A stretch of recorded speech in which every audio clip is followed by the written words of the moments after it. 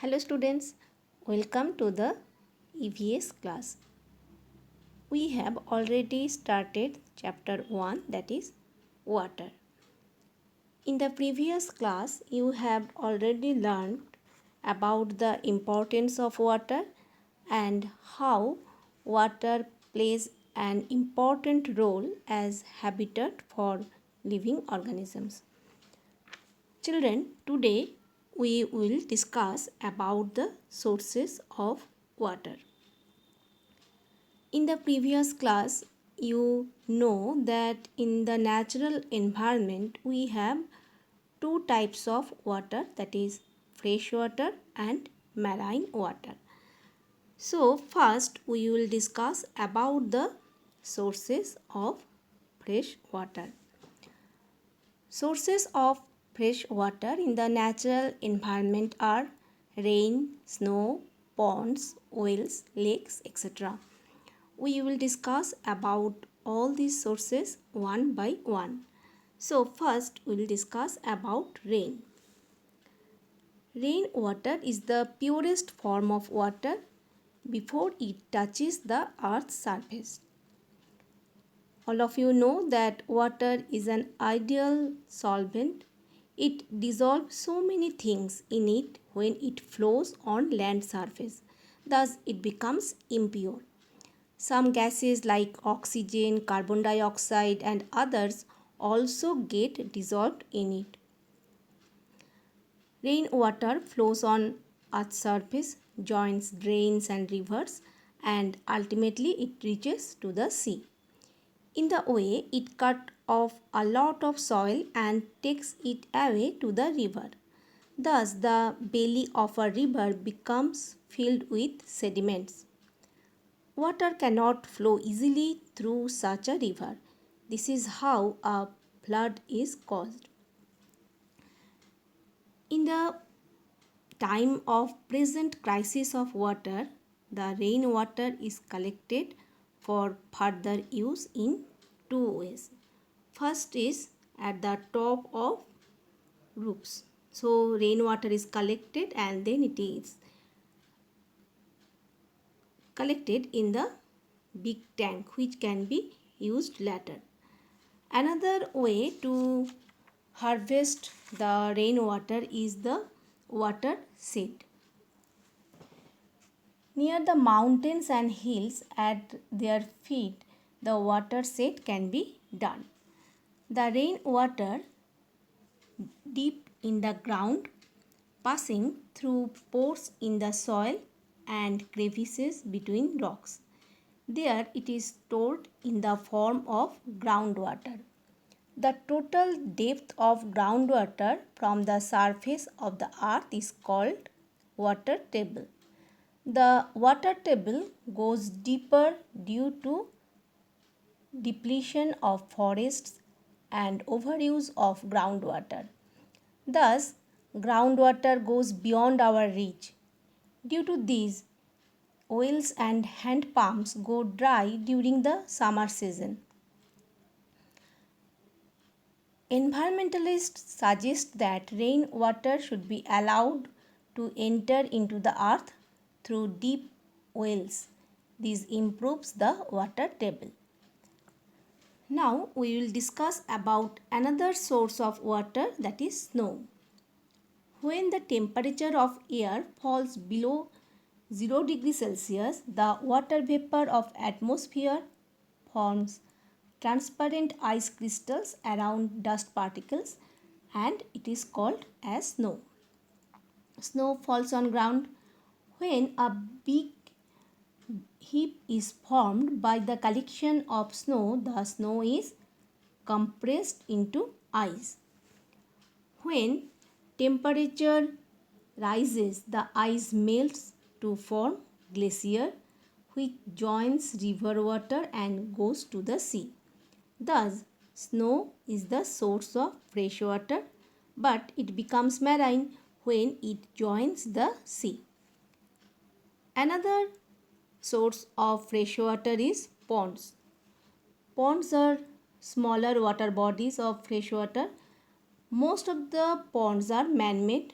They meant for bathing, washing, irrigating fields, and often drinking by the local public. Ponds keep the local air cool by controlling local temperature.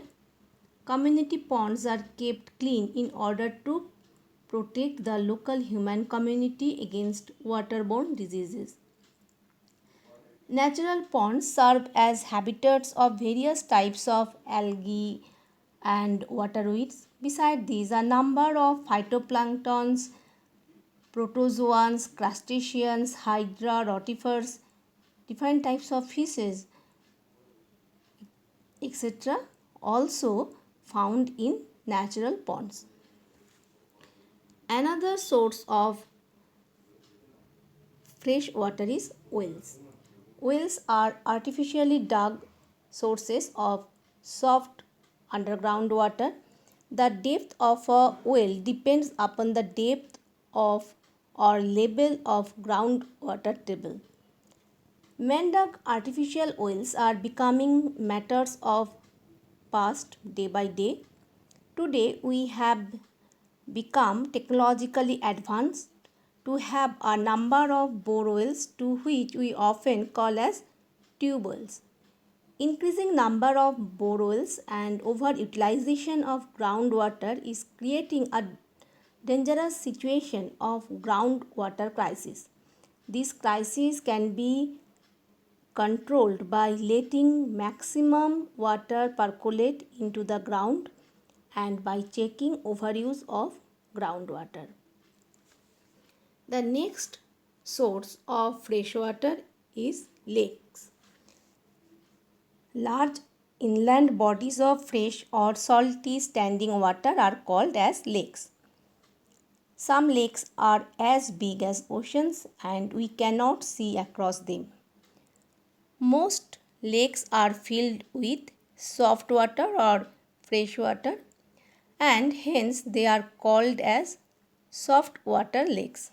As for example, you can mention about Dal lakes in Kashmir, then Koleir in Orissa. Lake Veronica is the second largest lake of soft water in the world. The largest saltwater lake in the world is Lake Superior.